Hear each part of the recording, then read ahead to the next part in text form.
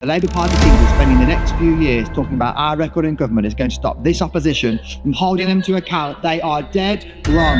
If Labour MPs and the Minister decry that they've had to release 5,500 prisoners early because of our record, well, let me tell them, the last Labour government didn't just release 5,500 prisoners early, Madam Deputy Speaker, it didn't even release 10,000 prisoners early. Madam Deputy Speaker, by the end of their time in office, Labour had released 80,000 prisoners early. 80,000. That was the state of the system when they were in charge. They want to talk about 14 years, Madam Deputy Speaker. Well, I'm afraid this plan leaves me asking, what have they been doing for 14 years? They came into office telling the British public they had it all worked out. So, of course, there are some important questions for the Minister. Why have they now refused additional Crown Court sitting days to the judiciary? Secondly, why do their prison population figures project an increase in the RAM population? What are their estimates for the foreign offender population in our prisons in future years?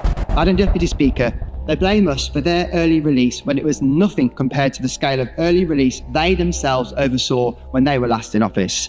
They released prisoners they shouldn't have done. They botched the legislation and have to come back to this House to correct it. They let people without tags that should be tagged, and they give up on fixing the fundamental issue of the remand population. This government is making it clearer and clearer how not to do it, and we on these benches are going to be there every step of the way to let the British public know exactly that.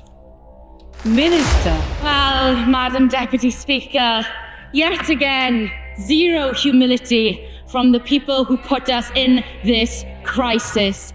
The fact of the matter is, Madam Deputy Speaker, this government is taking action. We have increased Crown Court sitting days, 500 more Crown Court sitting days, and he mentions foreign national offenders. Since coming into office, this government has deported more than 1,500 foreign national offenders than this time last year, when, who was it who was the Immigration Minister? Oh, that's right, Madam Deputy Speaker.